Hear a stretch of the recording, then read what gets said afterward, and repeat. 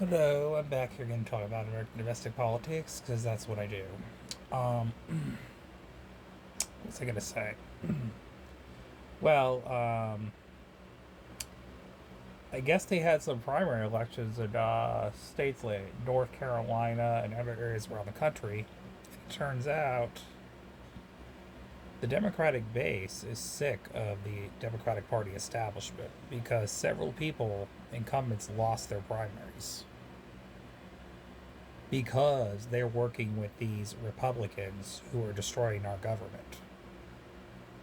And the voters are catching on. And if you witnessed anything with all these special elections happening, the voters have actually gone to the left of the Democratic Party, not just the Republicans. It's showing in the numbers. They ask the American people what they want. They want forward thinking policies. People are just mad about the economy. People are mad that these politicians are not being responsive to making their life better. And I've said this time and time again. The current Democratic Party was never going to stand up to this. People voted for Trump because they were so angry about their circumstances. I don't know what these consultant class doesn't get. Okay? Whenever people are going through economic distress, they're going to vote the party out of power that has control that they feel is not fixing it. And even if the party that does fix the problem partially, as far as just putting band aids on the issue, but don't even so much as message about it, they will still succumb to defeat. It's going to happen. Because, again, it's the economy, stupid. As the old James Carville quote, it's the economy, stupid. That's just reality. It's the economy, stupid. It's common sense. So, again, when people don't feel like quality of their lives is getting better, they're going to vote the people in power out. And that's happening. Right now, the Republican Party's getting the blunt force from the voters overall because the voters are fed up. They see the Republican Party is not making costs go down. They're not making people's lives better. If anything, they're creating more problems for voters, for people around the country. And then Trump's disastrous invasion of Iran, which, by the way, did anyone's gas prices go down? Oh no, they went up like almost $2 already. The gas prices are higher than when were way higher than ever than when Biden was in office. So I don't want to hear about reflecting back on Biden's term in office. Gas prices are higher right now under Donald Trump. Food prices are higher.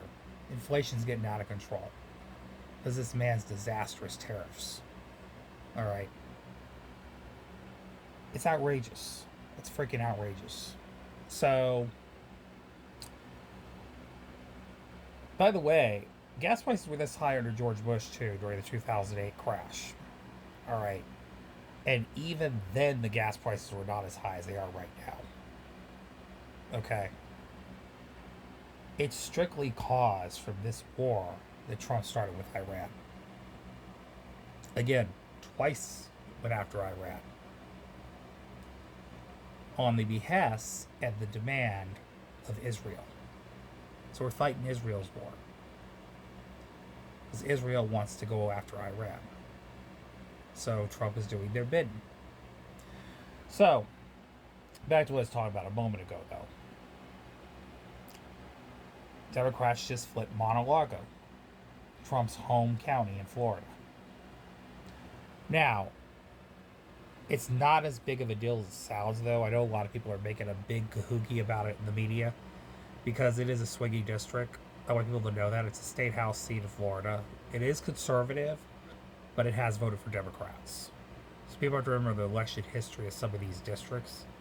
They were never, some of these districts were not necessarily solid conservative. Mar-a-Lago is not solid conservative, even though the media painted it as that. The Democrat was formerly in there. In 2022, they flipped it back to a Republican. And then it flipped back to a Democrat just this election. In 2024, the Republican got reelected, obviously, but when the Republicans stepped down and they had a special election, which, by the way, that district went to 11 points to Trump. It flipped to a Democrat by like 2 points this last election. It's another flip for the Democrats. A whole bunch of legislators in North Carolina, incumbent Democrats, and even a couple in Texas in some primaries got unseated. Pretty significant in some primaries. So what you're witnessing is voters are moving to the left of even the Democratic Party, yet alone the Republican Party, because they're angry about the circumstances they're living with. People want politicians to make the quality of their life better. It's pretty freaking simple. And these consultants are going to talk mealy-mouthed. They're going to talk around the issues. They're going to tell you, oh, but the voters want a moderate Democrat. No, they don't. No, they freaking don't. Okay? If you run another corporate robot, we are doomed for defeat. And here's the thing. I want to remind the Democratic Party, coming up to 2028, yet alone 2026, going into these primaries. Yes, it's possible if we elect, even nominate your secret savior, Gavin Newsom, which I want to remind you would be a disaster. Yes, he would win in 2028 against a Republican, only because of the circumstances we're under with Donald Trump right now. People are going to be angry at the incumbent party.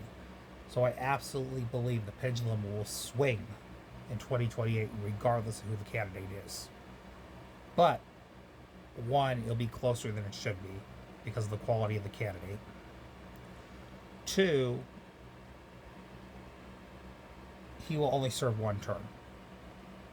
If Gavin Newsom gets elected in 2028, if the party goes back to the same status quo that we've done so many times as a party, we are doomed for defeat in 2032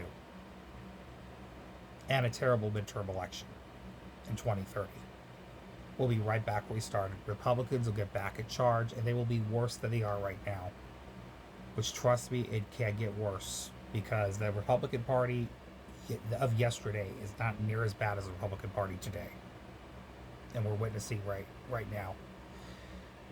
If the Democrats elect another mealy-mouthed robotic moderate who cannot relate to regular voters around this country, God willing, yes, in 2028 we can still win with that. But it's only going to last for a very short time. Alright, this is why the leadership of this party needs to change. Because it's about saving the heart and soul of the democracy in this country. Alright, this is not funny. And the donor class and the consultant class have been the destruction of the labor movement, have been the destruction of the Democratic Party, and the strength of their past electoral validity and vitality. Because people don't like a corporate robot. People don't want to vote for what they view as an elitist or a technocrat. Alright? So this is how we end up with crazy fascist cult leaders like Trump, because the Democratic Party wants to pick people that voters can't relate to or connect to. And that's been a problem for so long. And here's the thing. That's the issue here. Alright. And as a Democrat, I am willing to criticize the Democratic Party any day of the week. I don't care. Because I'm not loyal to a party. I'm loyal to my principles. And I am loyal to fight for what I believe is right for this country. Alright. I'll be damned. I don't even care if people get mad about the things I say. I don't care. I'm not here to appease anybody. I'm here to speak truth to power. And I'm here to call things like they are. Alright. Love y'all. Have a great night. See you later. Goodbye.